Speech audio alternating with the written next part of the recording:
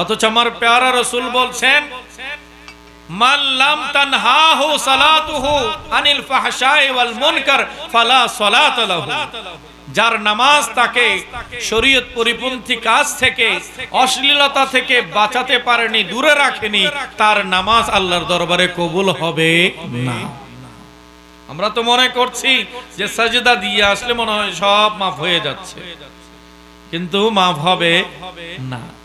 কারণ সাজদা কবুল হওয়ার জন্য যে শরীর নিয়ে সাজদা দিচ্ছেন ওটা পাক হওয়া জরুরি। قال الله تبارك وتعالى في محكم كتابه المجيد بسم الله الرحمن الرحيم لا تجعلوا دعاء الرسول بينكم كدعاء بعضكم بعضا قد يعلم الله الذين يتسللون منكم لواذا فليحذر الذين يخالفون عن أمره أن تصيبهم فتنة أو يصيبهم عذاب أليم صدق الله مولانا العظيم وبلغنا رسوله النبي الحبيب الكريم ونحن على ذلك من الشاهدين والشاكرين والحمد لله رب العالمين مولاي صل وسلم دائما أبدا على حبيبك خير الخلق كلهم। রব্বুল আলামিনের বড় মেহেরবানি যে আল্লাহ আমাদেরকে আল্লাহর সেরা নিয়ামত দান করেছেন। আল্লাহর সৃষ্টির মধ্যে সবচাইতে সেরা শ্রেষ্ঠ নিয়ামত আমার প্যারা রাসূল। নবী মুস্তাফার চেয়ে বড় নিয়ামত আর নাই। সব নিয়ামতের শ্রেষ্ঠ নিয়ামত আল্লাহর রাসূল আমাদেরকে দান করেছেন এবং বলেছেন যারা আমার রাসূলের সাথে থাকবে তারা আমার সাথে মিলিত হবে, আর যারা রাসূল থেকে বিচ্ছিন্ন হয়ে যাবে তারা আল্লাহর সাথে যোগাযোগ করার, সংযোগ হওয়ার কোনো সুযোগ নাই। সেজন্য উলামায়ে আহলে সুন্নাতের স্পষ্ট কথা হচ্ছে বান্দার জীবনে আল্লাহর পরে সবচাইতে মর্যাদা কাকে দেবে। হযরতে আল্লামা শেখ সাদি রাহমাতুল্লাহি আলাইহি আমাদের দৃষ্টি আকর্ষণ করে বলছেন ইয়া সাহিবাল জামাল ওয়া ইয়া সাইয়্যিদাল বাশার ইয়া সাহিবাল জামাল ওয়া ইয়া সাইয়্যিদাল বাশার মিন ওয়াজহিকাল মুনীর লাকাদ নুওরাল কামার لا يمكن الثناء كما كان حقه بعد خدا बुजुर्ग तुई किस्सा मुख्तसर। बड़ो करे बोले सुबहान अल्लाह। বলছেন ইয়া সাহিবাল জামাল, হে মহা সৌন্দর্যের অধিকারী নবী, ওয়া ইয়া সাইয়্যিদাল বাশার, হে মানব কুলের সরদার আকা ও মালিক নবী, লা ইউমকিনুস সানাউ কামা কানা হাক্কুহু, বলছেন মিন ওয়াজহিকাল মুনীর লাকাদ নুবিরাল কমর, আপনার নূরানি চেহারা থেকে আসমানের চাঁদ নূরানি হয়ে গেছে। আপনার চেহারা মুবারকের আলোকময়তা নূরানিতে আসমানের চাঁদ নূরানি হয়েছে। লা ইউমকিনুস সানাউ কামা কানা হাক্কুহু, আপনি নবীর যে পজিশন, যে মাকাম, সেই মাকাম মোতাবেক আপনার তারিফ কারো দ্বারা করা সম্ভব নয়। শুধু আমি সংক্ষেপে এতটুকুতে আমার বয়ান শেষ করছি। বাদ আজ খোদা বুজুর্গ তুই, আল্লাহর পরে সৃষ্টির উপরে সবচাইতে সম্মানিত আপনি নবী। একটু বড় করে বলি সুবহানাল্লাহ। চোখে ঘুম পাচ্ছে আপনাদের? ক্লান্ত হয়ে গেছেন? ওয়াজ শোনার আর ইচ্ছে নাই? হ্যাঁ আছে? নবীর মহব্বত আছে কিনা? নবীর ভালোবাসা অন্তরে আছে?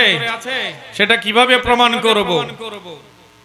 আওয়াজ না করে, চুপে বসে থাকলে ঝুরলে হবে? আমাদেরকে নবীর প্রেম নবীর ভালোবাসা জানান দিতে হবে। হৃদয় জুড়ে নবীর ভালোবাসা আছে কিনা? আল্লাহ আমাদের সবাইকে কবুল করুক, আমিন। আমার মনের ঘরেতে রেখেছি যারে, সবাই বলে মারহাবা, হাত তুলে বলে মারহাবা। আমার মনের ঘরেতে রেখেছি যারে, দো জাহানের বাদশা নবী। আওয়াজে বোঝা যাবে সবাই জাগ্রত আছে কিনা। দো জাহানের বাদশা নবী, আমার দয়াল নবী রে, আমার মায়ার নবী রে, আমার মায়ার নবী রে, দো জাহানের বাদশা নবী কমলে ওয়ালা রে, দো জাহানের বাদশা নবী। সবাই একসাথে, আমার মনের ঘরেতে, আমার মনের ঘরেতে রেখেছি যারে, দো জাহানের বাদশা নবী রে, দো জাহানের বাদশা নবী কমলে ওয়ালা রে, আমার দয়াল নবী রে, আমার মায়ার নবী রে, আমার মায়ার নবী রে, দো জাহানের বাদশা নবী রে, দো জাহানের বাদশা নবী। মোরা যদি ডানাওয়ালা পাখি হতাম, ওই মদিনা দেখার লাগি উড়ে যেতাম। মোরা যদি ওই মদিনা দেখার লাগি উড়ে যেতাম। হৃদয় জুড়ে দেখতাম আমি, হৃদয় জুড়ে দেখতাম আমি নয়ন ভরে, দো জাহানের, দো জাহানের বাদশা নবী। আমার মনের ঘরেতে রেখেছি যারে, আমার মনের ঘরেতে রেখেছি যারে, দো জাহানের বাদশা নবী রে, দো জাহানের বাদশা নবী। আদি পিতা আদম যখন মুসিবতে পড়ে, মোদের নবীর নাম ওসিলাতে আল্লাহ কবুল করে। আদি পিতা মোদের নবীর ওসিলাতে আল্লাহ কবুল করে। শাফাতের বিচারেতে, শাফাতের বিচারেতে দেখা দিও রে, দো জাহানের বাদশা নবী, দো জাহানের বাদশা নবী। আমার মনের ঘরেতে রেখেছি যারে, আমার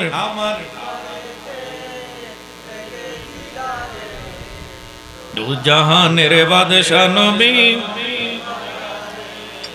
দো জাহানের বাদশা নবী। সবাই বড় করে বলি মারহাবা। তো নবী মুস্তাফার ভালোবাসা আমাদের হৃদয়ে আছে। আমরা এই বিশ্বাস করি যে আমার নবীর ভালোবাসায় আমাদের কাল হাসরে বড় কাজে আসবে। নবী মুস্তাফার এই ভালোবাসা আমাদেরকে কাল হাসরের ময়দানে আল্লাহর ধরা থেকে পাকড়াও থেকে হেফাজত করবে। একটু বড় করে বলুন সুবহানাল্লাহ। পবিত্র কোরআনুল হাকিমে আল্লাহ সুবহানাহু ওয়া তাআলা ইরশাদ করছেন, বিসমিল্লাহির রহমানির রহিম, লা তাজআলু দুআআর রাসূলি বাইনাকুম কাদুআই বাদিকুম বাদা। আমার আল্লাহ ইরশাদ করছেন, হে মুমিন বান্দারা শোনো শোনো, লা তাজআলু দুআআর রাসূল, তোমরা রাসূলকে সম্বোধন করার সময়, রাসূলকে ডাকার সময়ে কাদুআই বাদিকুম বাদা, তোমরা একে অপরকে যেভাবে ডাকো, একে অপরকে যেভাবে সম্বোধন করো, একে অপরের ব্যাপারে যেভাবে শব্দ ব্যবহার করো, খবরদার খবরদার সতর্ক থাকবে, আমার হাবিবের ব্যাপারে এমন হালকা শব্দ ব্যবহার করতে পারবে না। আল্লাহ বলছেন লা তাজআলু দুআআর রাসূল, রাসূলের সম্বোধন, রাসূলকে ডাকার ক্ষেত্রে সতর্ক হয়ে যাও। লা তাজআলু দুআআর রাসূল, রাসূলকে সম্বোধন তোমরা করিও না কাদুআই বাদিকুম বাদা, তোমরা একে অপরে যেভাবে একজন অপরজনকে ডাকো সম্বোধন করো, আমার মাহবুবকে এমন শব্দে ডাকতেও পারবে না। ফতোয়া কে দিচ্ছেন? কথা বলেন, ফতোয়া কে দিচ্ছেন? আল্লাহ। আল্লাহ বলছেন আমার হাবিব, আমার মাহবুবকে আমি পাঠিয়েছি, তোমাদের কাছে দিয়েছি, তবে খবরদার আমার নবীর সম্মানহানি হয়, আমার নবীর ইজ্জতের মধ্যে আঘাত হয়, এমন কোন শব্দ ব্যবহার করার অনুমতি নাই। এবং আল্লাহ তাআলা বলছেন قد يعلم الله الذين يتسللون منكم لواذا, আমার প্যারা রাসূল সাল্লাল্লাহু আলাইহি ওয়াসাল্লাম মসজিদে নববী শরীফের মধ্যে জুমার খুতবা দিচ্ছেন। কিসের খুতবা? একটু কথা বলেন, কিসের খুতবা? জুমার খুতবা। নবী মুস্তাফা সাল্লাল্লাহু আলাইহি ওয়াসাল্লাম জুমার বয়ান করছেন, জুমার খুতবা দিচ্ছেন। সামনে সাহাবায়ে কেরাম আর সাহাবীদের মধ্যে কিছু মুনাফিক চক্র ডিস্টার্ব করার জন্য ঢুকে বসে আছে। একটু বড় করে বলুন নাউজুবিল্লাহ। নবীর পেছনে ছদ্মবেশী ঈমানের গেটআপ নিয়ে, ঈমানের কাপড় চোপড় নিয়ে, মাথায় পাগড়িও আছে, গায়ে পোশাকও আছে, দাড়িও আছে, নামাজও আছে। নবীর পেছনে কাতারের মধ্যে শরীক হয়ে আমার নবীর সাথে বেয়াদবি করে, গাদ্দারি করে এমন কিছু মুনাফিকও আছে কিনা? কথা বলেন আছে কিনা? তাহলে মসজিদের মধ্যে মুসল্লি কয় ধরনের? কথা বলেন কয় ধরনের? দুই ধরনের। একজন আসে ঈমানের পক্ষে, একজন আসে ঈমানের পক্ষে, আরেক দল আসে ঈমানের বিপক্ষে। এরা মসজিদে এসে নবীর শান যখন শুনে, নবীর ইজ্জতের কথা যখন শুনে, নবীর বয়ান যখন শুনে, নবীর দুরুদের কথা শুনে, তখন বারবার ডিস্টার্ব করে নবীর জিকিরকে, নবীর আলোচনাকে বন্ধ করতে চায়। এমন কিছু মানুষ আছে কিনা? কথা বলেন আছে কিনা? চতুর্মুখে অনেক ধরনের অশ্লীল বাক্যলাপ হয়, গান বাজনা হয়, অনেক ধরনের আওয়াজ শোনা যায়, সেখানে তাদের কোনো আপত্তি নাই। যখনই নবীর দুরুদের কথা আসে, যখন নবীর মিলাদের ব্যাপার আসে, যখন নবীর উপরে সালাতু সালাম দেওয়া হয়, যখন আজানের আগে আমার নবীকে সালাম দেওয়া হয়, সেটা নিয়ে আপত্তি করার জন্য কিছু মানুষ ছুটে আসে কিনা? কথা বলেন আসে কিনা? আসে। এরা কারা? এরা বলছে, কোরআন বলছে এরা ঈমানের সুরতে মুনাফিকি নিয়ে প্রবেশ করেছে। একটু বড় করে বলুন নাউজুবিল্লাহ। আমার প্যারা রাসূল সাল্লাল্লাহু আলাইহি ওয়াসাল্লামের মাধ্যমে বিশ্ববাসীকে আল্লাহ তাআলা জানিয়ে দিয়েছেন قد يعلم الله الذين يتسللون منكم لواذا। আল্লাহ সুবহানাহু ওয়া তাআলা বলছেন আমার হাবিব যখন বয়ান করছেন, খুতবা দিচ্ছেন, কিসের খুতবা? একটু কথা বলেন কিসের খুতবা? জুমার খুতবা।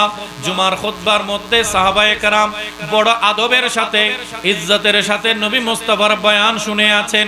কারো চোখে নেত্র দিয়ে পানি ঝরছে, কেউ মর্যাদায় মহাব্বতে ওয়াহ ওয়াহ বলছে, জজবার হালতে চলে আসছে, নবী মুস্তাফার শ্রুতিমধুর বয়ান শুনছে। আর এই মুনাফিকদের কানে সেটা বড় খারাপ লাগছে। একটু বড় করে বলুন নাউজুবিল্লাহ।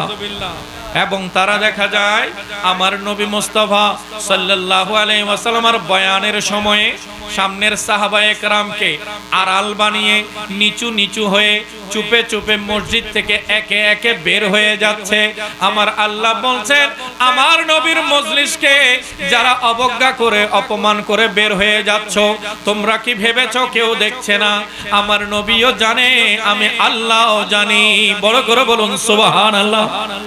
আমার প্যারা রাসূল সাল্লাল্লাহু আলাইহি ওয়াসাল্লামের উপরে কোরআন নাযিল করে আল্লাহ বললেন, কদ ইয়ালামুল্লাহু আল্লাযীনা ইয়াতাসাল্লালুনা মিনকুম লিওয়াযা, কারা কারা আড়াল রেখে সাহাবায়ে কেরামের শরীর মুবারক, মাথা মুবারককে সামনে পর্দা বানিয়ে বানিয়ে চুপে চুপে নবীর দরবার ত্যাগ করে চলে যাচ্ছ, আমার আল্লাহ বলছেন আমি তোমাদেরকে নজরে রেখেছি, আমি তোমাদেরকে নোটিস করে রেখেছি। জানো জানো, ফালইয়াহযারিল্লাযীনা ইউখালিফুনা আন আমরিহি আন তুসিবাহুম ফিতনাতুন আও ইউসিবাহুম আযাবুন আলীম। একটু বড় করে বলুন নাউযুবিল্লাহ। আমার প্যারা রাসূলের মাধ্যমে আল্লাহ সুবহানাহু ওয়া তাআলা বলছেন, শুনে রাখো, খবরদার হয়ে যাও, সাবধান হয়ে যাও, যারা আমার প্যারা হুকুমের বিরোধিতা করে নবীর মজলিস ত্যাগ করে চলে যাচ্ছ, নবীকে অপমান করতে যাচ্ছ, নবীর কথাকে ইগনোর করতে যাচ্ছ, অবজ্ঞা করতে যাচ্ছ, আমি তোমাদেরকে জানিয়ে দিচ্ছি, শুনে রাখো, তোমরা বাহিরে যাচ্ছ, তোমাদেরকে বড় বড় মুসিবতে পেয়ে যাবে, আর আমি আল্লাহ তোমাদের জন্য আযাব তৈরি করেছি, আমি আল্লাহর আযাবে তোমরা আক্রান্ত হবে। একটু বড় করে বলুন নাউযুবিল্লাহ। তাহলে নবীর ইজ্জতের পাহারা দিচ্ছেন কে? নবীর ইজ্জতের জমিনদার হয়ে গেছেন আল্লাহ। আল্লাহ সুবহানাহু ওয়া তাআলা বলছেন, আমার হাবিবের ইজ্জতকে কেউ খাটো করবে, আমি আল্লাহ সহ্য করব। নবীর মজলিস ত্যাগ করে চলে যাবে, নবীকে অপমান অবজ্ঞা করতে চাইবে, আমি আল্লাহ তাদের জন্য শাস্তি নির্ধারণ করে রেখেছি। আমার হাবিব বলতে হবে না কষ্ট করে, আমি আল্লাহ সেটা গোপন রাখছি না, আমি সবাইকে জানিয়ে দিলাম, আমার হাবিবের ইজ্জতের মধ্যে যদি কোনো ধরনের আঘাত আসে, সেটার প্রতিবাদ নবী করার আগে আমি আল্লাহই করব। একটু বড় করে বলুন সুবহানাল্লাহ। সম্মানিত হাজরিন, আজ নবী মুস্তাফা সাল্লাল্লাহু আলাইহি ওয়াসাল্লামকে আল্লাহ বলছেন, লা তাজআলু দুআর রাসূলি বাইনাকুম কাদুআই বাদিকুম বাদা, তোমরা একে অপরকে যেভাবে ডাকো সেভাবে আমার নবীকে ডাকতে পারবে না। তো নবীকে কিভাবে ডাকবো? আল্লাহ বলছেন, কখনো আমার নবীকে যদি ডাকতে ইচ্ছে হয়, ডাকবে ইয়া রাসূলুল্লাহ বলে। কি বলে? সবাই বলি ইয়া রাসূলুল্লাহ, ইয়া নবী আল্লাহ, ইয়া ইমাম আল আম্বিয়া, ইয়া ইমাম আল মুরসালিন, ইয়া রাসূল রাব্বিল আলামিন, ইয়া খাতামান নবিয়্যিন। আর যদি ডাকতে মন চায় ডাকবে ইয়া হাবিব আল্লাহ। কি ডাকবে? ইয়া হাবিব আল্লাহ। তাহলে আমার নবীকে আদবের সাথে ডাকার হুকুম দিচ্ছেন কে? কথা বলেন, কে দিচ্ছেন? আল্লাহ দিচ্ছেন। কিন্তু দুঃখজনক ব্যাপার হচ্ছে, এমন অনেক জ্ঞান পাপী আছে যারা পোশাক আশাকে নবীর আদর্শের অনুসারী দাবি করে, কিন্তু কথায় কথায় আমার নবীর শানে বেয়াদবি করে, কথায় কথায় আমার নবীর শানে গোস্তাখি করে। গত 2-1 দিন ধরে আপনারা শুনছেন, ভাইরাস এক বক্তা বলছে যে সাংবাদিক মানে নবী। একটু বড় করে বলুন নাউযুবিল্লাহ। সাংবাদিকের সংবাদ সত্য হতে পারে, মিথ্যাও বলেন না, সত্য হতে পারে, মিথ্যাও হতে পারে। তার সংবাদ যেটা সংগ্রহ করেছে, কোনো সময় দেখা যায় চাপের মুখে পড়ে অথবা অর্থলিপ্সায় পড়ে, অর্থের লোভে পড়ে সত্যটাকে মিথ্যা বানায়, মিথ্যাটাকে সত্য বানায়, এমন করে প্রচার করে। এমন কিছু সাংবাদিকও আছে কিনা? সাংবাদিক ভাইদের সত্যতা আর মিথ্যা এই দুইটার ব্যাপারে মিশ্রণ হওয়ার সম্ভাবনা আছে, কিন্তু আমার নবীর বেলায় এমন কি আশা করতে পারবে? এমন কি আকীদা রাখতে পারবে? নবীর শানে যদি কেউ সামান্য ন্যূনতম মিথ্যা আছে বলে বিশ্বাস করতে চায়, সাথে সাথে ঈমান ক্যান্সেল হয়ে যাবে, সাথে সাথে ঈমান ক্যান্সেল হয়ে যাবে, বাতিল হয়ে যাবে। তাহলে তারা বলছে নবীজি নাকি আল্লাহর পক্ষ থেকে সাংবাদিক হয়ে এসেছেন। একটু বড় করে বলেন নাউযুবিল্লাহ। এখন তারা কি বুঝাতে চাচ্ছে যে সাংবাদিক মানে নবী, নবী মানে সাংবাদিক? সব সাংবাদিক কি নবী নবী নিজেকে পরিচয় দিলে এটা কি মানতে পারা যাবে? মানা যাবে না। সেজন্য আমাদেরকে জানতে হবে নবী মানে কি। আল্লাহ তাআলা পবিত্র কোরআনে আমার নবী মুস্তাফা সাল্লাল্লাহু আলাইহি ওয়াসাল্লামকে ইয়া আইয়ুহান নবিয়্যু বলে ঘোষণা করেছেন। বলছেন কি, হে আমার অদৃশ্যের সংবাদদাতা নবী। একটু বড় করে বলুন সুবহানাল্লাহ। নবী মুস্তাফা সাল্লাল্লাহু আলাইহি ওয়াসাল্লামকে আইয়ুহান নবী বলে সম্বোধন করেছেন কে? আল্লাহ। আর নবী মানে কি? নবী শব্দের অর্থ হচ্ছে অদৃশ্যের সংবাদদাতা, গায়েব কি খবর দেনে ওয়ালা, যিনি অদৃশ্যের অদেখা জিনিস আগে থেকে বলে দিতে পারেন, আল্লাহ তাকে নবী হিসেবে দুনিয়াতে পাঠান। একটু বড় করে বলুন সুবহানাল্লাহ। ইংরেজিতে বলা হয় প্রফেট। কি বলে? প্রফেট। আর প্রফেটটা এসেছে প্রফেসি থেকে। প্রফেসি মানে হচ্ছে ফরটেইলার, যিনি ভবিষ্যৎবাণী করেন।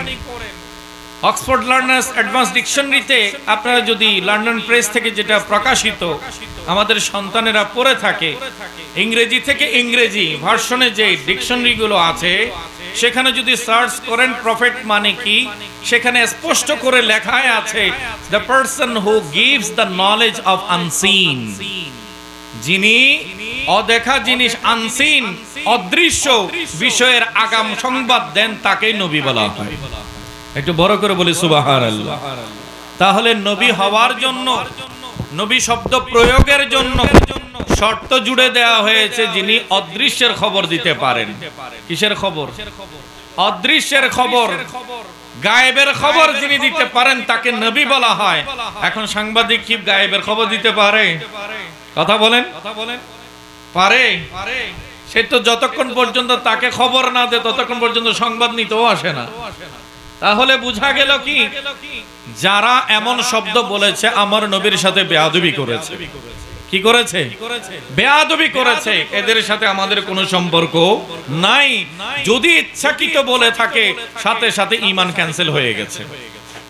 আবার পুনরায় তওবা করে আবার নতুন ভাবে কলেমা পড়ে মুসলমান হতে হবে।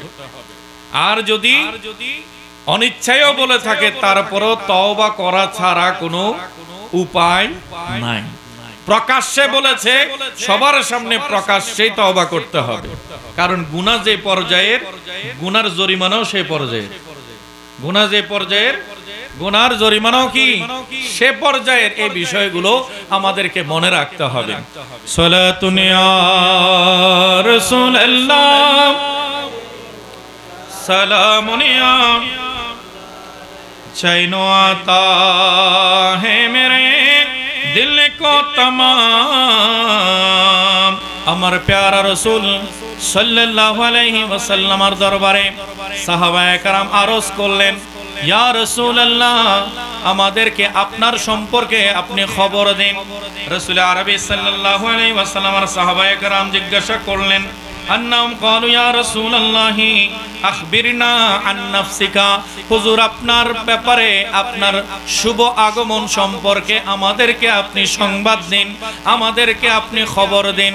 আমার প্যারা রাসূল সাল্লাল্লাহু আলাইহি ওয়াসাল্লাম বললেন, ফাকালা দাওয়াতু আবি ইব্রাহিম ওয়া বুশরা ঈসা।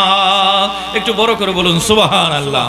বলছেন উম্মতেরা জেনে রাখো, আমি তো সেই নবী যার জন্য ইব্রাহিম খলিলুল্লাহ আলাইহিস সালাম নিজের সন্তানকে নিয়ে আল্লাহর ঘর খানে কাবা তৈয়ার করে হযরতে ইসমাইলকে পাশে নিয়ে আল্লাহর ঘর খানে কাবা ধরে ধরে দোয়া করেছিলেন, রব্বানা ওয়া বা'আস ফীহিম রাসূলা, আয় আল্লাহ আমার উম্মত আমার পরবর্তী প্রজন্মের মধ্যে একজন মহান সম্মানিত রাসূল তুমি পাঠাইও।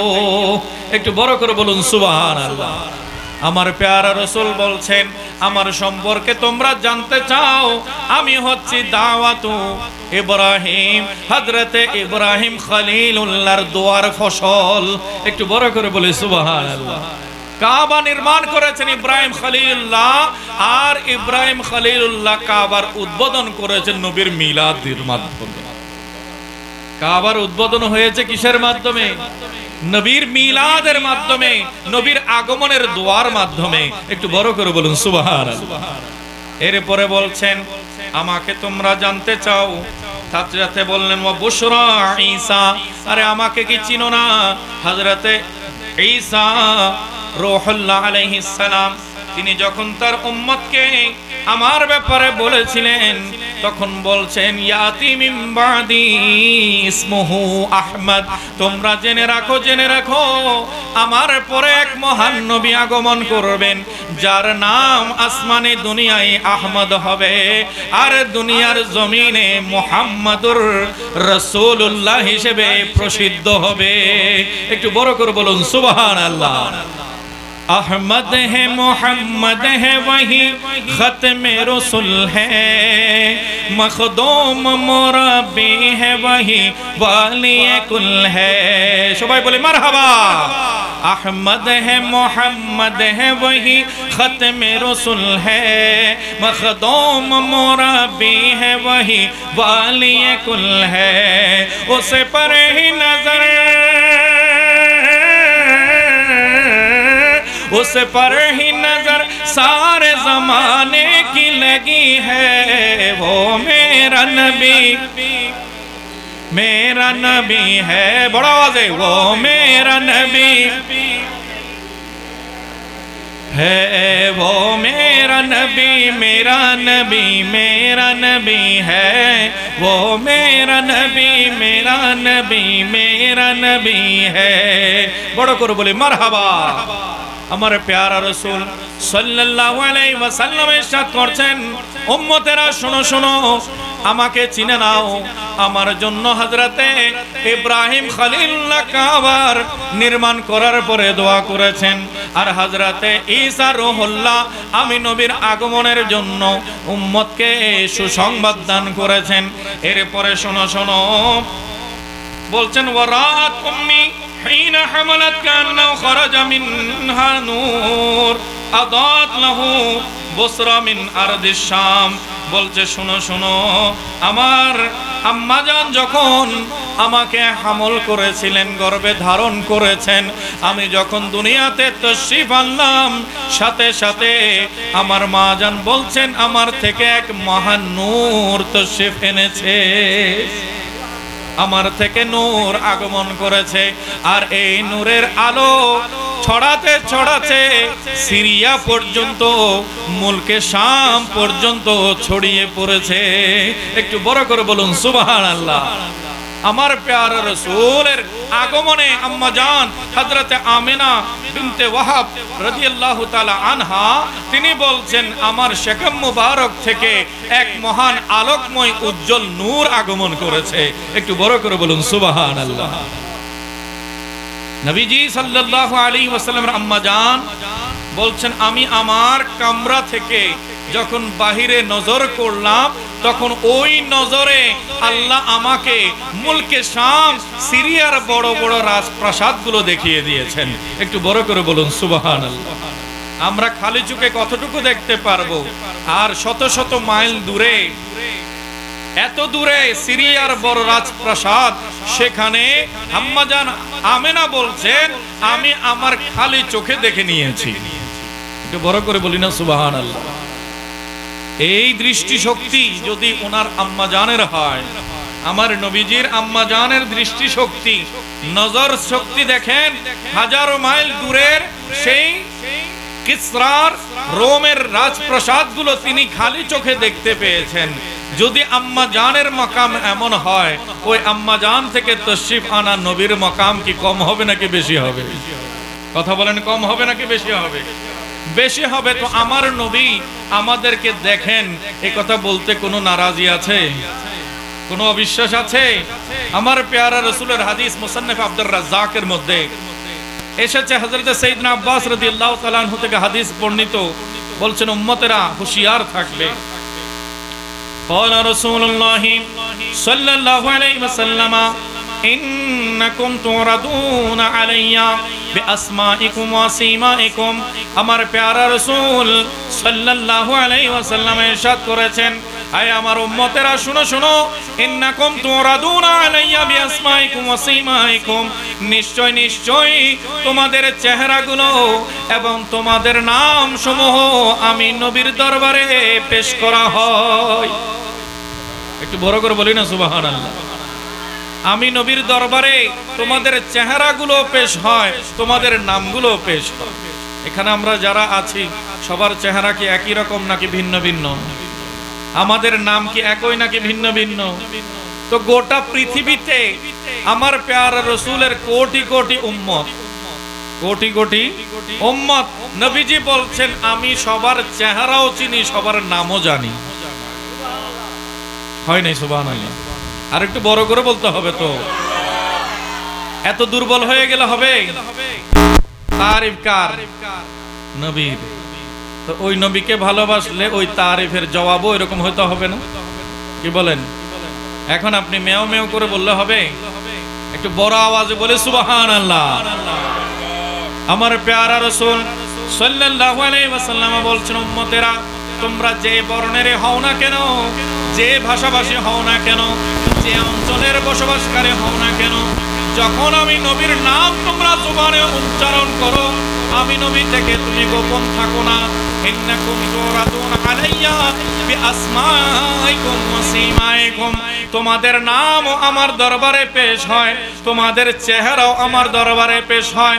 সুতরাং যখন আমার উপরে দুরূদ পড়বে, ফাহসিনুস সালাতা আলাইয়া, আমি নবীর উপরে যখন দুরূদ পড়বে বড় আদবের সাথে পড়বে।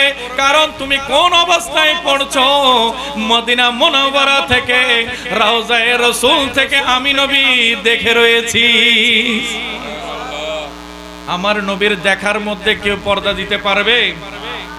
নবীর দেখাকে কেউ বাধা দিতে পারবে? নবীকে এই ক্ষমতা দিয়েছেন কে? আল্লাহ।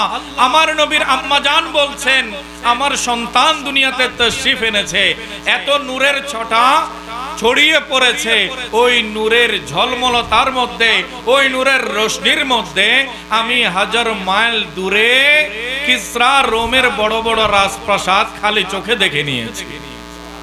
একটু বড় করে বলি না সুবহানাল্লাহ। সুবহে তৈবা মে হুই বটতা হে বড়া নূর কা, বড় করে বলি সুবহানাল্লাহ। सुबहे तैबा में हुई बटता है बड़ा नूर का, सदका लेने नूर का आया है तारा नूर का। अल्लाह अल्लाह अल्लाह अल्लाह अल्लाह अल्लाह अल्लाह अल्लाह, तेरे नस्ले पाक में है बाचा बाचा नूर का, तेरे नस्ले पाक में है बाचा बाचा नूर का। तो है आईने नूर तेरा सब घराना नूर का। अल्लाह अल्लाह अल्लाह अल्लाह अल्लाह अल्लाह, बड़ा करे बोले मरहबा सलातुन यार।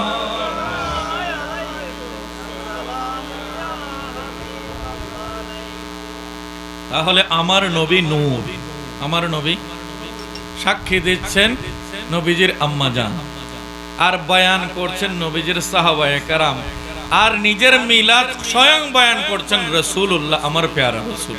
একটু বড় করে বলি সুবহানাল্লাহ। মুস্তাদরাকে হাকিমের সহিহ সনদের riwayat কেউ অস্বীকার করার কোনো সুযোগ নাই। আমার প্যারা রাসূলকে এই মর্যাদা দিয়েছেন কে? আল্লাহ। এরপরে হযরতে সাইয়েদনা উসমান বিন আবুল আস রাদিয়াল্লাহু তাআলা আনহু থেকে হাদিস বর্ণিত, তিনি বলছেন আমার আম্মা জান বয়ান করলেন, আন্নাহা শাহিদাত বিলাদাতা আমিনাত বিনত ওয়াহাব রাসূলুল্লাহ সাল্লাল্লাহু আলাইহি ওয়াসাল্লাম লাইলাতা ওয়ালাদাতুহু قالت فما شيء انظر اليه في البيت الا نور واني لا انظر الى النجوم تدنو حتى اني لا اقول لا يقعن علي। বলছেন আমি যখন রাসূল আরবি সাল্লাল্লাহু আলাইহি ওয়াসাল্লাম শুভ আগমন করছেন, ওই রাতিতে মা আমিনার খিদমতের মধ্যে ছিলাম। আমি যখন ওই খিদমতের মধ্যে ছিলাম, হযরতে আমিনা বলছেন আমি আমার ঘরের ছাদের দিকে তাকালাম, আসমানের দিকে যখন তাকিয়ে রইলাম, দেখতে পাচ্ছি আসমানের তারাগুলো যেন আমার ঘরের দিকে নেমে এসেছে। আসমানের বড় বড় তারা আলোক ঝলকানি দিতে দিতে, আলো ছড়াতে ছড়াতে আমার ছোট্ট কুটিরে, আমার ঘরের ছাদের কাছাকাছি এসে গেছে।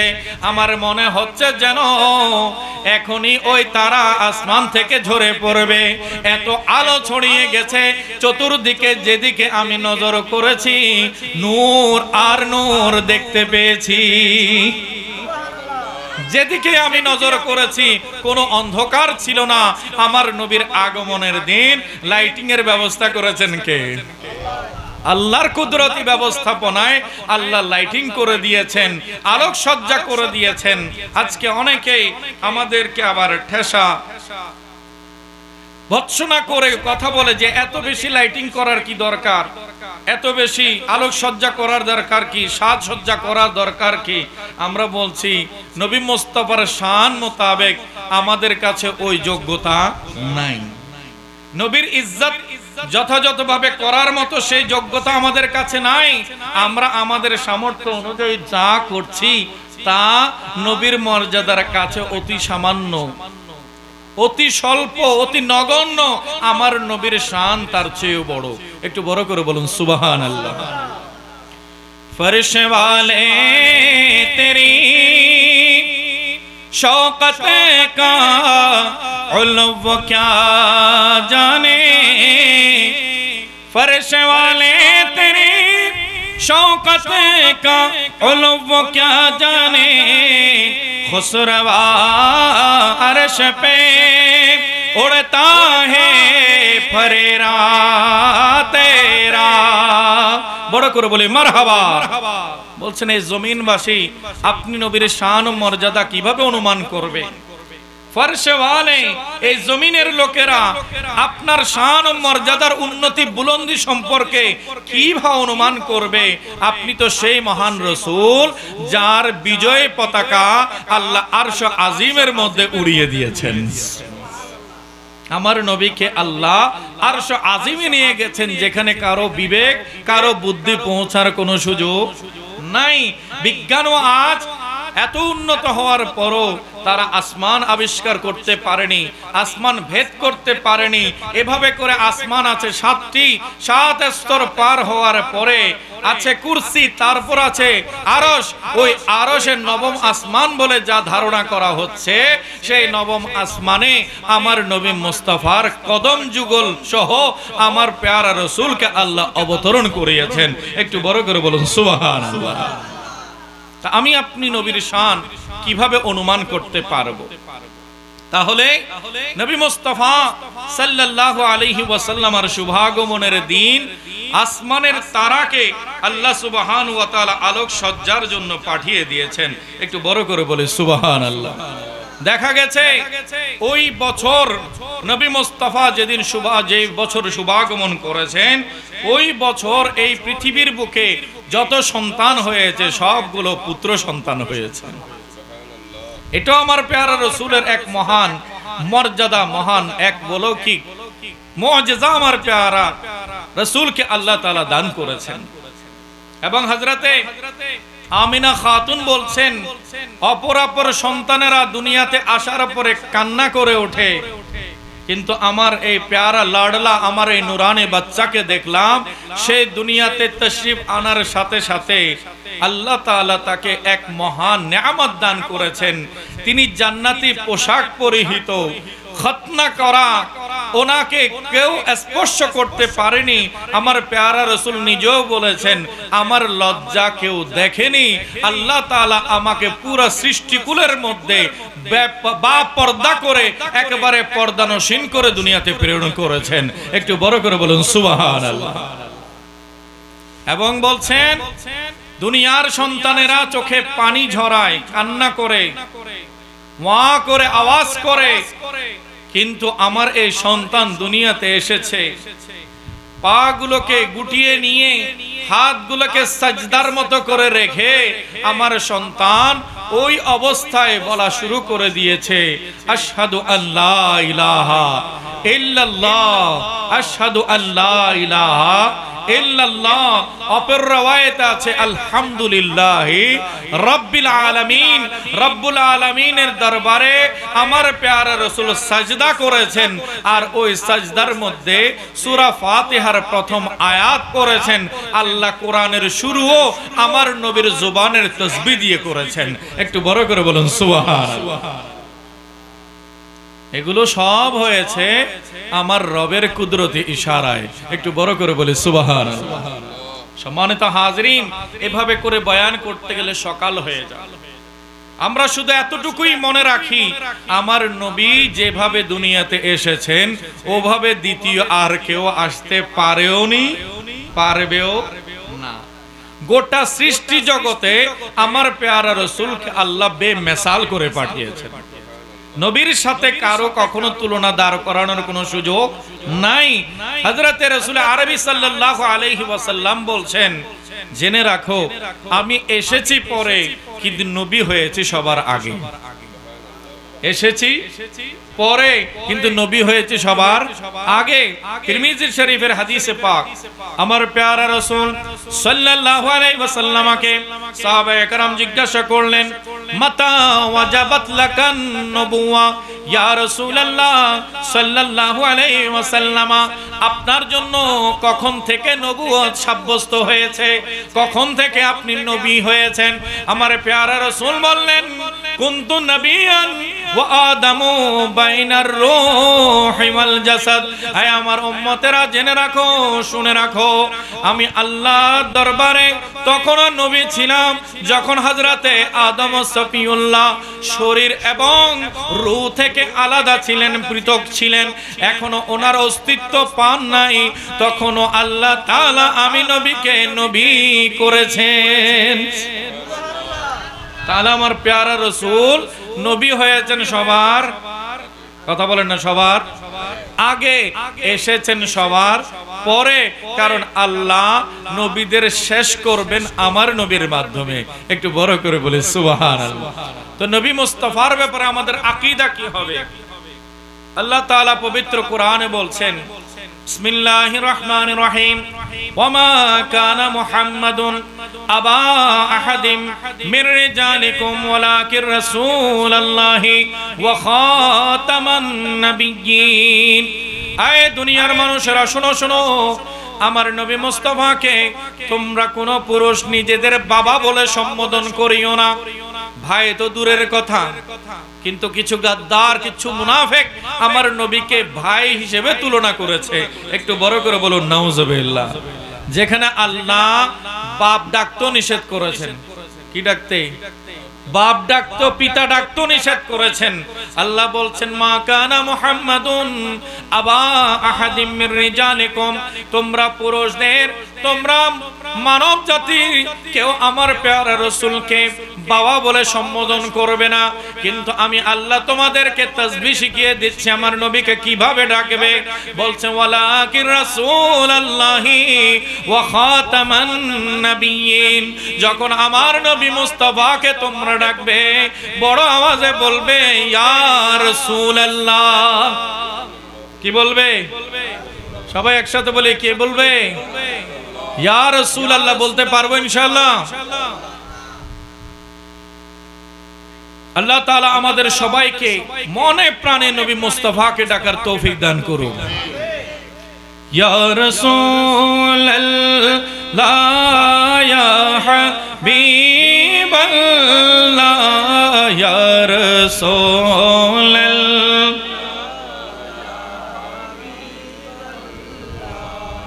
ইয়া রাসূলুল্লাহ ইয়া या रसूलल्लाह या हबीबल्लाह,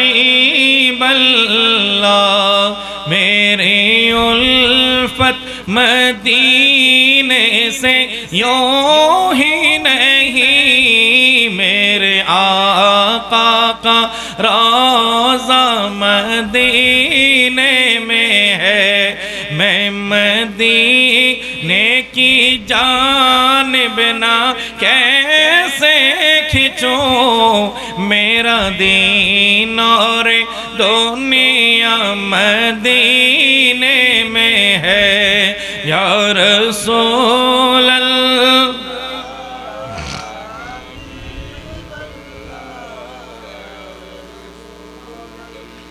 লায়া হাবিবাল্লাহ। তাহলে আমার প্যারা রাসূলের প্রতি আমাদের আকীদা কেমন হবে? বলছে আমাদের আকীদা হবে ইয়া রাসূলুল্লাহ। নবী মুস্তাফাকে ডাকা হবে কিভাবে? ইয়া রাসূলুল্লাহ নামে। আর আমার প্যারা রাসূলের জন্য আল্লাহ যে সকল সুন্দর সুন্দর প্রশংসনীয় বক্তব্য দিয়েছেন, প্রশংসনীয় কথা বলেছেন, প্রশংসনীয় বৈশিষ্ট্য আমার আল্লাহ বয়ান করেছেন, সেগুলো নিয়ে আমার প্যারা রাসূলকে সম্বোধন করবে। নবী মুস্তাফার ইজ্জতের মধ্যে কোনো ধরনের আঘাত করা যাবে না। আল্লাহ তাআলা আমাদের সবাইকে সব সময় সতর্ক থাকার তৌফিক দান করুক, আমিন। আমার ভাইয়ের আরেকটি বিষয় আমাকে টাচ করতে বলেছেন, সুদ মুক্ত সমাজ ব্যবস্থার উপর বিশদ বিবরণ। সুদ কি, সুদ কাকে বলে সেটা তো জানতে হবে আগে। কি বলেন? হ্যাঁ, সুদ হচ্ছে কাউকে কোনো কিছু কর্জ দিয়ে, ঋণ দিয়ে বেশি করে নেয়া। কি করে নেয়া? বেশি করে নেয়া। আপনি যা দিয়েছেন তার উপরে যদি কিছু বেশি করে নেন সেটাকে কি বলে? সুদ বলে। কুল্লু কর্জিন বলছে প্রত্যেক ওই কর্জ যেটা জাররা নাফআন, যেটাতে উপকার টেনে নিয়ে আসে, যে কর্জ ফায়দা সহ, বলে যে আমাকে লাভ সহ দিতে হবে, বলে কি না? বলে কি আমি টাকা দিচ্ছি তোমাকে মূল টাকাও ফেরত দিবা, আবার কি দিবা? লাভ দিবা। এই যে লাভ দেয়ার শর্তে তাকে শর্ত করে দিয়ে কর্জ দেয়, এটা সম্পূর্ণ সুদ, এটা সম্পূর্ণ হারাম। এটা কি? সম্পূর্ণ হারাম। পবিত্র কোরআনে আল্লাহ সুবহানাহু ওয়া তাআলা বলছেন, বিসমিল্লাহির রহমানির রহিম, ওয়া আহাল্লাল্লাহুল বাইআ ওয়া হাররামার রিবা। আমার প্যারা রব্বুল আলামিন পবিত্র কোরআনে হাকিমের মধ্যে বলছেন, আল্লাহ সুবহানাহু ওয়া তাআলা ব্যবসাকে হালাল করেছেন আর সুদকে হারাম করেছেন। সুদকে কি করেছেন? হারাম করেছেন। কাফেররা বলেছিল সুদ আর ব্যবসা সেম সেম, সুদ আর ব্যবসা সেম সেম, বলে সমান সমান, ব্যবসার মধ্যে লাভ হয়, এখানেও টাকা দিলে কি পায়? লাভ পায়। এখানে অসুবিধা কি? বলে না, ব্যবসার মধ্যে লাভ লোকসান দুইটাই আছে। আছে কিনা? আছে। আপনি যদি ব্যবসার মধ্যে বিনিয়োগ করেন, সেখানে লাভ লোকসান দুইটার যদি জামানত আপনি গ্রহণ করেন, তাহলে আপনার এই জামানতটা, আপনার এই অর্থটা শরীয়ত মোতাবেক জায়েজ হবে, যেহেতু লাভ লোকসান দুইটারই আপনি অধিকারী হয়েছেন, দুইটাই আপনি গ্রহণ করেছেন। আর সুদের কারবারে লোকসানের দিকে মানুষ যায় না, শুধু লাভ আর লাভ, শুধু লাভ আর লাভ। এই লাভের দিকে নজর দিয়ে মানুষ যখন সুদি কারবারে লাগে, বলে সুদের সাথে যে একবার জড়িত হয়েছে সে সর্বশান্ত হয়ে গেছে, তার সমস্ত নিয়ামত ধ্বংস হয়ে গেছে। একটু বড় করে বলুন নাউজুবিল্লাহ। এখন হারাম টাকা যত বেশি হোক, সবগুলোই কি বলেন নাকি? হারাম। এখন ওই হারামের টাকাই যদি আমি আপনি শরীর করি, নিজের সংসার চালাই, নিজের পরিবারকে তৈরি করি, তাহলে আমি আপনি কি জান্নাতে যেতে পারবো? শরহ সুন্নাহর মধ্যে হাদিসে পাক আমার প্যারা রাসূল সাল্লাল্লাহু আলাইহি ওয়াসাল্লাম ইরশাদ করছেন, লা ইয়াদখুলুল জান্নাতা জাসাদুন গুযিয়া বিল হারাম। আমার প্যারা রাসূল সাল্লাল্লাহু আলাইহি ওয়াসাল্লাম বলছেন, আয়ে দুনিয়ার মানুষেরা শুনো শুনো, যে শরীরটা জাহান্নাম, যে শরীরটা হারামের টাকা দিয়ে বড় হয়েছে, আমরা যে খাবার খাই এটার প্রভাব শরীরে আছে কিনা? শরীর বড় হওয়ার জন্য, সুঠামদেহী হওয়ার জন্য খাবারের একটা সহযোগিতা আছে কিনা? আছে। বলছে কি, লা ইয়াদখুলুল জান্নাতা জাসাদুন গুযিয়া বিল হারাম, যে শরীরটা হারামের লোকমায় বড় হবে ওই শরীর কখনো জান্নাতে প্রবেশ করতে পারবে না। এখন যারা শুধু কারবার করে তারা একটু ভাবুক, দুনিয়ার লোভ, দুনিয়ার লালসায় পড়ে আল্লাহর রাসূলের হুকুমকে পেছনে ফেলে দিয়ে হারামের লোকমা প্রতিদিন খাচ্ছে। এই শরীরগুলো কি জান্নাতে যাওয়ার কোনো উপযুক্ততা আছে? কিভাবে কিভাবে শুধু কারবার চলছে। ব্যাংকের মধ্যে এফডিআর করে রাখছে, এরকম আছে কিনা? হয়তো এই মজলিসেও আছে, অথবা যারা শুনছে তাদের মধ্যে অনেকে আছে। মাসে মাসে যেগুলো লাভ আসে এগুলো এনে সংসারের খরচ চালায়, বাকি মূল টাকা কোথায়? ব্যাংকে। বলে এফডিআর মানে ফিক্সড ডিপোজিট রেট, আপনাকে কত মুনাফা দিবে এটা ফিক্সড করা আছে, কত শতাংশ দিবে, কত পার্সেন্টেজ দিবে, ওইটা চুক্তিনামার মধ্যে লেখা আছে কিনা? বলে যেখানে লোকসানের কথা নাই, শুধু লাভের কথা ফিক্সড করে দেয়া হয়, ওটা সম্পূর্ণ সুদ, সম্পূর্ণ হারাম। সম্পূর্ণ কি? হারাম। কিন্তু বলতেছে যে আমি 1 লাখ টাকা রাখলে 2000 টাকা দেয়, 5 লাখ টাকা রাখলে 10,000 টাকা দেয়। তো 10,000 টাকা ব্যাংক থেকে নিয়ে আসলে তো সংসার চলে যায়। 10 লাখ টাকা ওখানে এফডিআর করে রাখলাম। যত লোকমা খাচ্ছে সবগুলো কি খাচ্ছে? কথা বলেন, কি খাচ্ছে? হারাম খাচ্ছে। আর ওই হারামের টাকায় আপনি সন্তান মানুষ করছেন, লেখাপড়া শেখাচ্ছেন, তাদেরকে বড় করছেন। এগুলো কি হচ্ছে? এরা কি আল্লাহ আল্লাহর রাসূলের দ্বীনের দিকে কখনো আসবে? কারণ ইন্নাল্লাহা তাইয়্যিবুন, আল্লাহ পবিত্র, লা তুকবালু ইল্লা তাইয়্যিবা, আল্লাহ পবিত্র ছাড়া কোনো কিছু কবুল করে না। তা এখন যার শরীরটাই হারামে, যার লোকমা হারামে, ওই বান্দা যতই ইবাদত করুক আল্লাহর দরবারে কি কবুল হবে? কখনোই হবে না। এখন সুদের কারবার যারা করছে, বলছে হুজুরের বয়ানকে শুনেন, আমরা আমাদের মতো আছি। সুনান ইবনে মাজাহ শরীফের 2274 নম্বর হাদিসে পাক আমার প্যারা রাসূল সাল্লাল্লাহু আলাইহি ওয়াসাল্লাম বলছেন, আর রিবা 73 বাবান আদনাহা মিসলু আন ইয়ানকিহার রাজুলু উম্মাহু। একটু বড় করে বলুন নাউজুবিল্লাহ। আমার প্যারা রাসূল সাল্লাল্লাহু আলাইহি ওয়াসাল্লাম বলছেন, রিবার জন্য, সুদের জন্য 73টা দরজা আছে। কয়টা দরজা?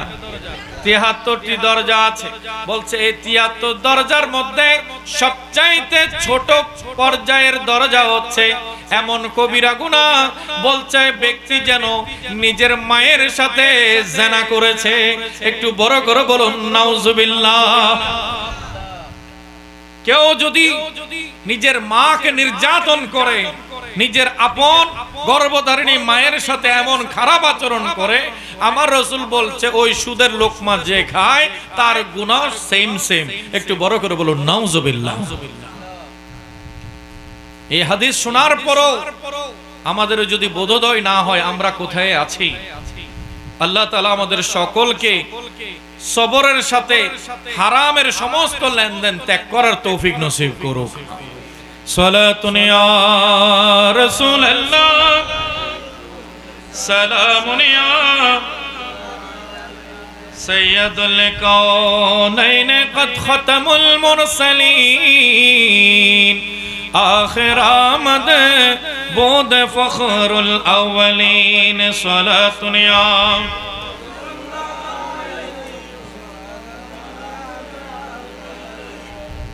সুদের কারবারে ধনী ব্যক্তি ধনী হতে থাকে আর গরিব দিন দিন গরিব হতে থাকে।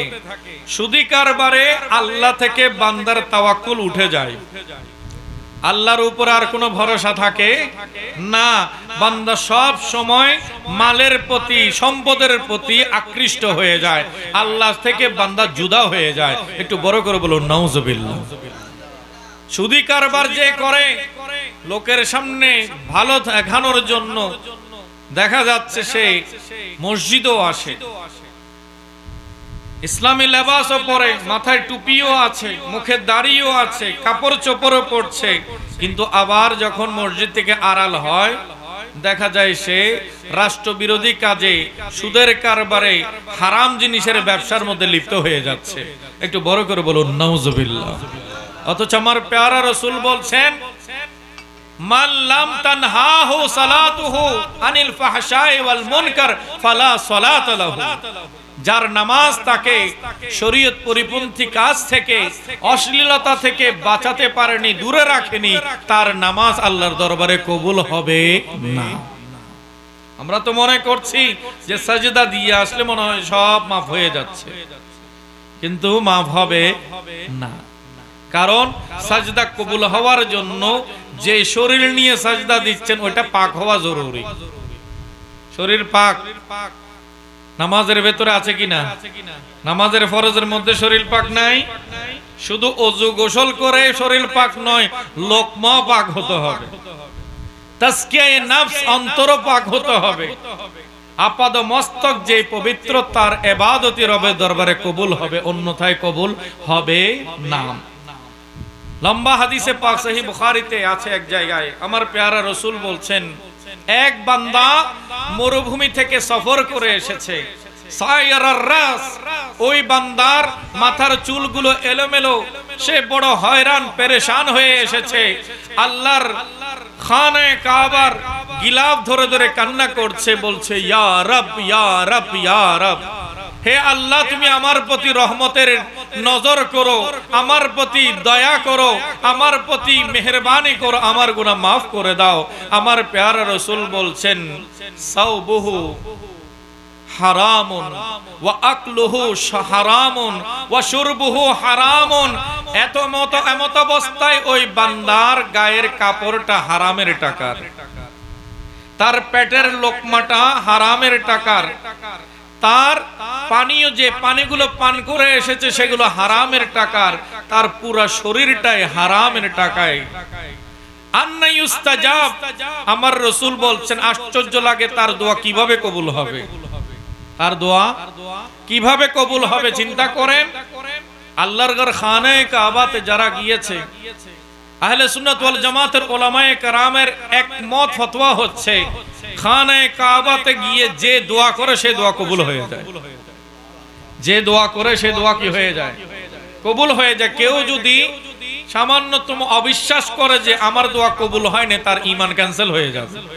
কারণ জায়গাটা ওইরকম, সেখানে যেখানে দাঁড়াবেন মাতাফে দোয়া করলে দোয়া কবুল, মিজাবের রহমতের নিচে দাঁড়ালে দোয়া কবুল, হাজরে আসওয়াদের সামনে দাঁড়ালে দোয়া কবুল, এদিকে মাকামি ইব্রাহিমের সামনে দাঁড়ালে দোয়া কবুল, রুকনে ইয়ামানিতে দাঁড়ালে দোয়া কবুল, আল্লাহর ঘর খানে কাবার গিলাফ ধরে দোয়া করলে দোয়া কবুল, মুলতাজিমে হাত রেখে দোয়া করলে দোয়া কবুল, এখানে যে জমজমের পারে গিয়ে দোয়া করলে দোয়া কবুল, সফা ও মারওয়ার পাশে গিয়ে দোয়া করলে দোয়া কবুল।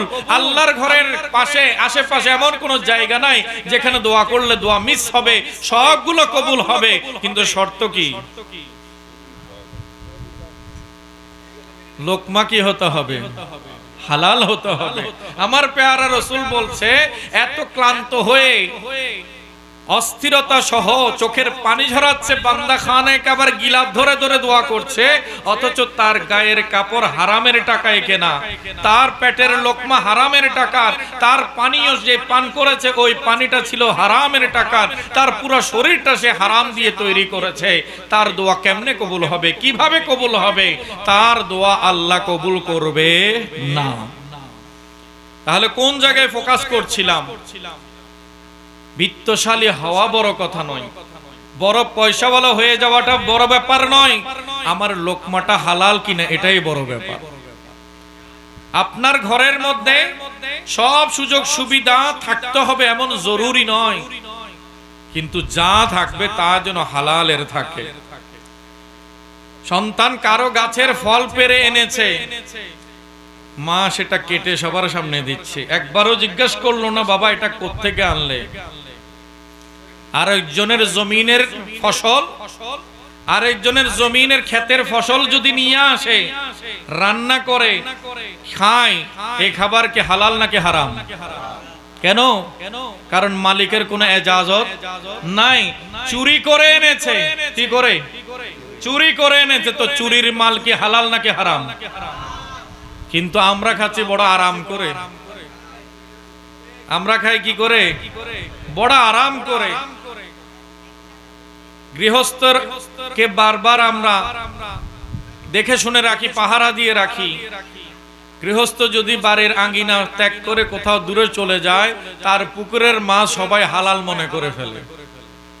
কি বলেন? পুকুরের মাছ হালাল মনে করে নিজেরা সেখান থেকে নিয়ে আসছে, রান্না প্রশংসা করি কি বড় মজা হয়েছে। এই মজা একদিন বের হবে না? কি বলেন? আল্লাহ ছাড় দিয়েছেন, ছেড়ে দেবেন না। কি দিয়েছেন? ছাড় দিয়েছেন, আপনাকে আমাকে ছেড়ে দেবেন না। আল্লাহর দরবারে জবাবদিহি আছে কিনা? সম্মানিত হাজিরিন, হাদিসে পাক আমার প্যারা রাসূল বলছেন, একদিন আমাকে স্বপ্নে দেখানো হলো যে বান্দার পেটের ভেতরে বিষাক্ত সাপ প্রবেশ করিয়ে দেয়া হয়েছে, আর ওই সাপ তাকে বারবার ছোবল মারছে, আক্রমণ করছে। এদিকে বান্দার রূহ যাচ্ছে না, কিন্তু যন্ত্রণায় ছটফট ছটফট করছে।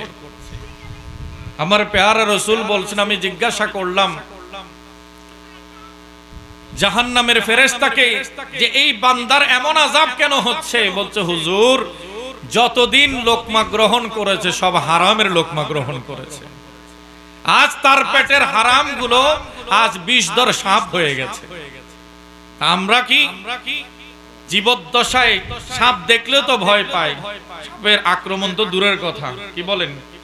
কোন ঘরে সাপ ঢুকেছে, কয়েকদিন ধরে ওই ঘরে কোনো মানুষ বসবাস করে না, কারণ কোনো না কোনো ভাবে যদি আবার সাপের উপস্থিতি টের পায়, তাহলে ঘুম কি হয়ে যাবে? চলে যাবে চোখ থেকে। হারাম টারাম আমি বলছি না, আপনারা এটা তো নিয়মিত বক্তব্য সেজন্য বলছেন। আলেম যখন বলে তখন খুব হিসেব মেপে মেপে কথা বলতে হয়, কারণ জানা নাই কোনটা কেটে কোন দিকে ভাইরাল করে দেওয়া হবে। তো সেই জন্য আমাদেরকে মনে রাখতে হবে, আমি যদি কারো গাছের নারকেল চুরি করে খাই, কারো গাছের আম চুরি করে খাই, কারো বাগানের ফসল যদি চুরি করে খাই, কারো বাগান থেকে যদি আমি কোনো কিছু নিয়ে আসি, তাহলে এগুলো মালিকের অনুমতি ছাড়া হলে সবগুলোই হারাম। মালিকের অনুমতি ছাড়া হলে সবগুলো কি হারাম। আর হারাম খাওয়াটা আমাদের জন্য কবিরা গুনাহ। যে শরীরটা হারাম খেয়ে তৈরি হবে, ওই শরীর আল্লাহর জান্নাতে প্রবেশ করবে। বাকি কথা হচ্ছে, হারামের সাথে যুক্ত হতে হতে আমরা অনেক হারামের সাথে যুক্ত। আজ বেপরদায় চলছে। কি বলেন? বেপরদায় চলা কি হালাল নাকি হারাম? কারণ নজর সেদিকে আছে।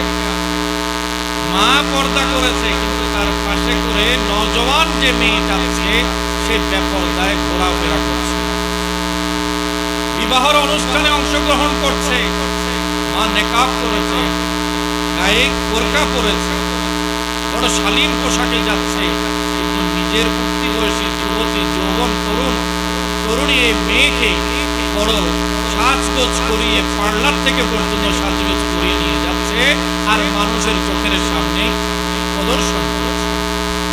বড় করে বলি, এভাবে যদি বেপরদায় কোনো ছেলেকে ছেড়ে দেওয়া হয়, কোনো মেয়েকে ছেড়ে দেওয়া হয়, তার হায়াতটা তো হারামের মধ্যে অতিবাহিত হবে। আজ আমাদের নওজওয়ানদেরকেও নিজের ইজ্জতের দিকে খেয়াল রাখতে হবে। আপনার একটা সতরের সীমা আছে কিনা? পুরুষের সতরের সীমা আছে কিনা?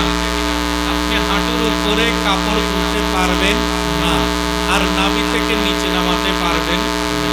তাহলে নাভি থেকে হাঁটুর নিচ পর্যন্ত পুরো জায়গাটায় ঢেকে রাখা আপনার জন্য ফরজ। আর ফরজের বিপরীত করলে কি হারাম না? ফরজের বিপরীত করলে কি হারাম? নারীদের জন্য পুরো শরীর ঢেকে রাখা ফরজ। আপনি সেই শরীর যদি প্রকাশ করে ফেলেন, আজ বড় বড় বিশ্ববিদ্যালয়ের পর্যায়ে আমাদের সন্তানের লেখাপড়া করছে, আর সেখানে গিয়ে কি বলছে, মাই বডি মাই চয়েস, আমার শরীর আমার ইচ্ছা, যেমন খুশি আমি চলবো। শরীর কি তার নিজের নাকি আল্লাহ দিয়েছে? বান্দাকে সৃষ্টি করেছেন কে? তাহলে বান্দা যদি বলে যে আমার শরীর আমার যেমন ইচ্ছা, তাহলে সে যুদ্ধ করছে কার সাথে? আল্লাহর সাথে। বলছে মাই বডি মাই চয়েস, আমার শরীর আমার ইচ্ছা, মাই জিসিম মেরি জিসিম মেরি মার্জি, আমার শরীর আমার যেমন ইচ্ছা তেমন করবে। এভাবে করে নিজের দেহ প্রদর্শন করছে আমাদের সন্তানেরা। তাদের ব্যাপারে আমাদের সর্বোচ্চ সতর্ক থাকতে হবে, এমন হারাম চলাফেরা করতে দেয়া যাবে না।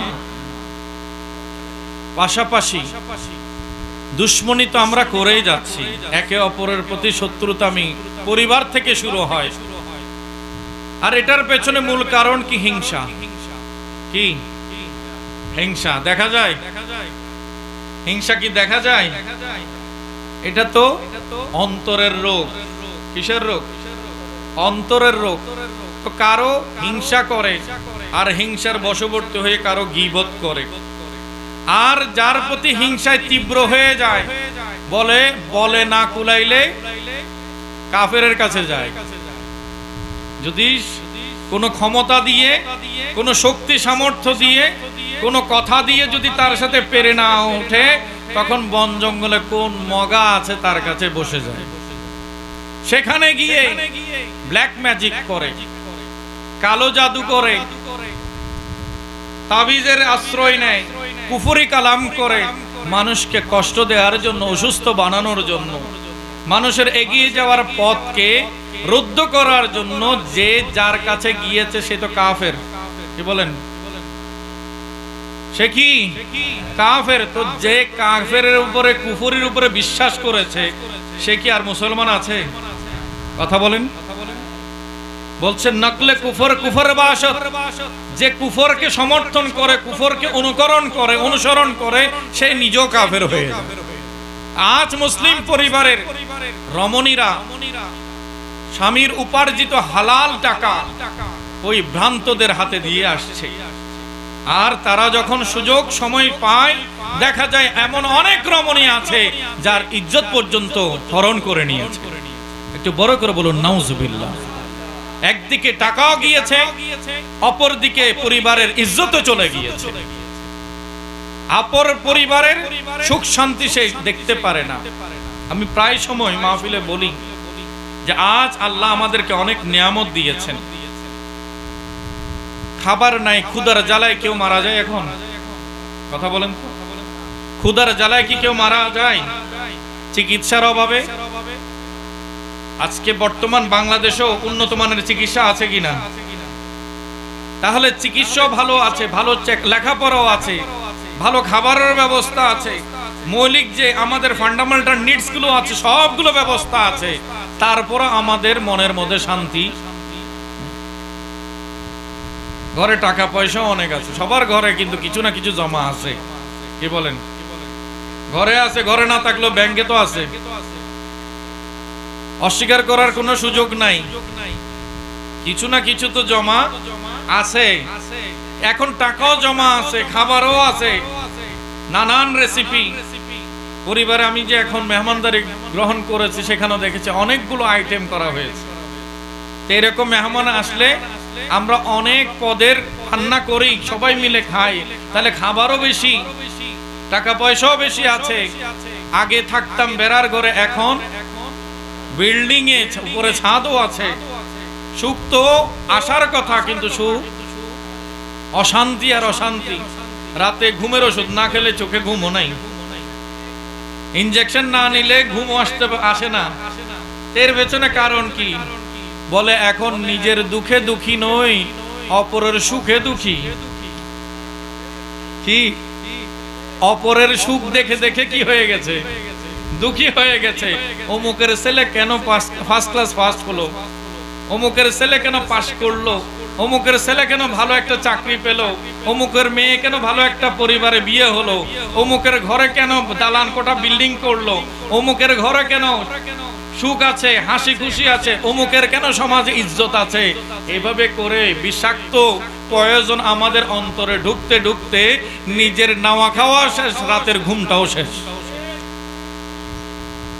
এই যে গীবত, হারামের সাথে আমরা যুক্ত হয়েছি, আমাদেরকে হারামের দিকে নিয়ে যাচ্ছে। যারা জাদু করে, যারা ব্ল্যাক ম্যাজিক করে, যারা তাবিজ করে মানুষকে কষ্ট দেয়, আমার প্যারা রাসূল বলেছেন তারাও জান্নাতে প্রবেশ করতে পারবে না। তাদের সাথে ঈমান ইসলামের কোনো সম্পর্ক নাই। তাই আজ আমি সর্বশেষ এতটুকুই আপনাদেরকে পয়গাম দিয়ে যাব, সুদ যেমন হারাম, সুদ থেকেও আমাদেরকে বাঁচতে হবে।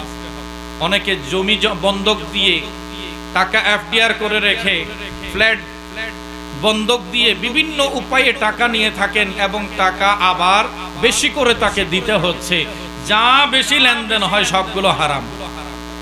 যদি ব্যবসায়িক কোনো লাভ লোকসানের ডিড না হয়, এগ্রিমেন্ট যদি না হয়, ততক্ষণ পর্যন্ত আপনার এই লাভ নেওয়াটা জায়েজ হবে না। আর সাংসারিক জীবনে একে অপরের সাথে মতের অমিল হতে পারে। যদি কোনো ধরনের অশান্তিতে আপনি মুখোমুখি হন, মকপাড়ায় নয়, নামাজের মুসল্লায় বসবেন, আল্লাহর দরবারে কাঁদবেন, দোয়া করবেন, আল্লাহ তোমার বান্দার পক্ষ থেকে আমি ক্ষতিগ্রস্ত হচ্ছি, আক্রমণের শিকার হচ্ছি, আল্লাহ তোমার দরবারে আমি দোয়া করে তাকে তুমি হেদায়েত নসিব করো। তার হেদায়েতের জন্য দোয়া করবেন। আর আপনার অশান্তি হতে হবে না। কেউ যদি আপনাকে হিংসা করে, হাসদ করে, আপনার গুনাহগুলো ট্রান্সফার হয়ে তার ওইদিকে চলে যাচ্ছে। হিংসা করলে মানুষের উন্নতি বেশি হয়, কি বলেন?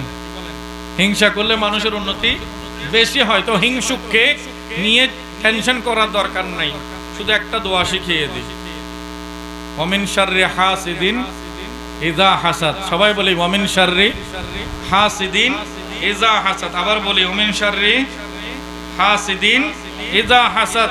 যতদিন বেঁচে আছে, যখন শরীরে কোনো খারাপ কিছু লাগবে, মনে হচ্ছে কেউ আমাকে হিংসা করছে, কেউ আমার সাথে দুশ্মনী করার চেষ্টা করছে, আমার সাথে শত্রুতামি করতে চেষ্টা করছে, এরকম যদি অন্তরের মধ্যে ভাবনা আসে, প্রত্যেক ফরজ নামাজের পরে বেশি বেশি পরিমাণে এই আয়াত পড়তে থাকবেন, ওমিন শাররি হাসিদিন ইযা হাসাদ। আমার প্যারা রাসূল বলেছেন, যারা এটা নিয়মিত ওজিফা বানিয়ে ফেলে, আল্লাহ হিংসুকের আক্রমণ থেকে তাদেরকে আগে ভাগে সেভ করে ফেলে। রব্বুল আলামিন আমাদের সবাইকে বুঝার আমল করার তৌফিক দান করুক, আমিন।